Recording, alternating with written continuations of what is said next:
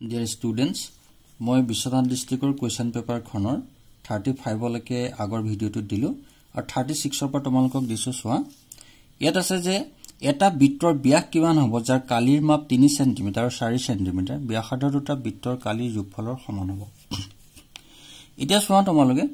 এটা বৃত্তৰ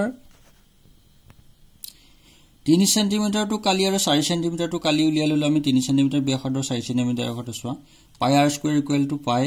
etu r1 square অর্থাৎ etu r2 square দিলে 3 square হল 4 square হল তেতিয়া তুমি etu pi r square পালা 3 3 গুণ 9 pi হৈ গল প্লাস এফালে 16 pi হল 25 pi হৈ গল pi pi কটা গল r square goal 25 r equal to 5 পালা অর্থাৎ r equal to 5 পোৱাৰ লগে লগে ডায়ামিটাৰটো আমি নতুন যেটো ৰেডিয়াস ওলাই গল তোমাৰ 5 গতিকে তেতিয়া ডায়ামিটাৰ হ'ব ললে কি কৰিবা 2 পূৰণ কৰি দিয়া 5 to 10 অৰ্থাৎ c টু কাৰেক্ট आंसर এবাৰ আমি 37 টো চাও 4 সেন্টিমিটাৰ দৈৰ্ঘ্যৰ বাহু বিশিষ্ট এটাৰ বৰ্গৰ প্ৰতিটো বাহুক এটা বৃত্ত স্পৰ্শ কৰিছে বৃত্তটোৰ পৰিধি কিমান হ'ব গতিকে সোৱা বৃত্তটোৰ পৰিধি ঠিকে আছে এটা 4 সেন্টিমিটাৰ এটা বৃত্ত হৈ গল তোমাৰ এফালে দি দিয়া লগে লগে কিমান হ'ব এটো টু 4 হৈ যাব 4 হৈ যোৱাৰ লগে লগে এই মিড কেন্দ্ৰবিন্দুৰ পৰা ইয়াত 2 হৈ গল তা 2 হৈ যোৱাৰ লগে বৃত্তৰ পৰিধি টুৱাইস পাইৰ ফৰ্মুলা পাতি দিয়া 7/22 r ৰ মানটো হৈ গল 2 88/7 সেন্টিমিটাৰ ঠিক আছে এটো কাৰেক্ট হৈ গল আৰু এটো তোমাৰ 88 সেন্টিমিটাৰ স্কয়াৰ টো ৰং হয় তো কালিটো নলাই গতিকে এটো হৈ গল তোমালোকৰ বি অপচনটো শুদ্ধ এটা 38 ত চোৱা এটা লম্ববৃত্তাকাৰ সুঙা আৰু এটা লম্ববৃত্তাকাৰ শংকুৰ ভূমি ব্যাসাৰ্ধৰ উচ্চতা একে সিহঁতৰ আয়তনৰ অনুপাত লিয়াব লাগে এতিয়া চোৱা লম্ববৃত্তাকাৰ সুঙাৰ আয়তনৰ ফৰ্মুলা হৈছে তোমাৰ পাই r স্কয়াৰ h আৰু ইফালে শংকুৰ হৈ গল তোমাৰ 1/3 পাই r স্কয়াৰ h তেতে ইহাতৰ অনুপাত লিয়া হলে তুমি কি কইলা এটো আৰু কাটি দিলা 1/3 থাকিলে ওপৰত ওয়াত তলত 1/3 তেতেটো কি হৈ গলে 3:1 এটো হৈছে কারেক্ট आंसर 39 ত 216 সেন্টিমিটাৰ কৈ এটা গোটা ঘনকৰ মুঠ পৃষ্ঠকালি উলিয়াব লাগে গতিকে 216 সেন্টিমিটাৰ কিউব হৈ গলে তোমাৰ এটাৰ হৈ গল তোমাৰ 6 সেন্টিমিটাৰ তেতিয়া আমি কি জানো মুঠ পৃষ্ঠকালি 6l স্কয়াৰ 6l square হৈ গলে 6 into 6 square অৰ্থাৎ একাটাই ওলাই গল 216 সেন্টিমিটাৰ স্কয়াৰ তো পৃষ্ঠকালি গতি সেন্টিমিটাৰ স্কয়াৰ ওলা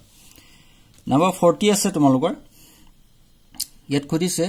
যে 1 সেন্টিমিটাৰ ব্যাসাৰ্ধ এটা গোটা অৰ্ধগোলকৰ মুঠ পৃষ্ঠকালি বুলি কইলে তুমি 3 pi স্কয়াৰ হৈ গল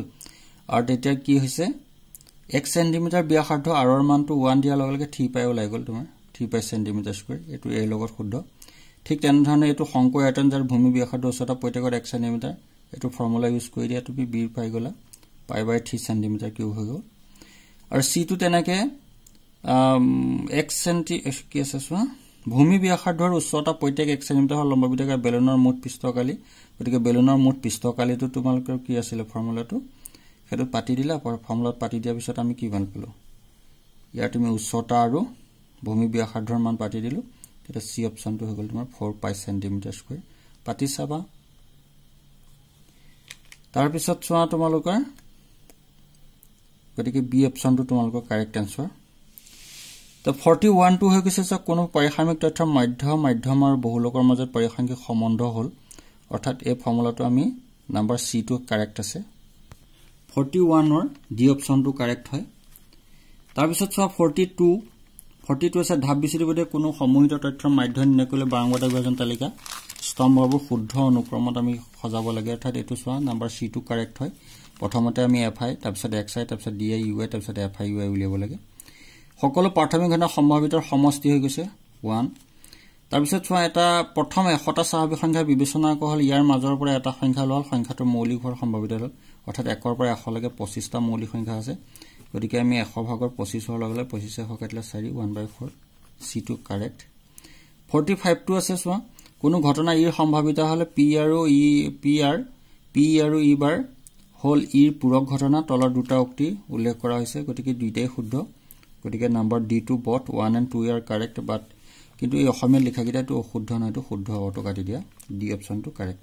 তোমালোকৰ এমসিকিউ 45 টা ইমানতে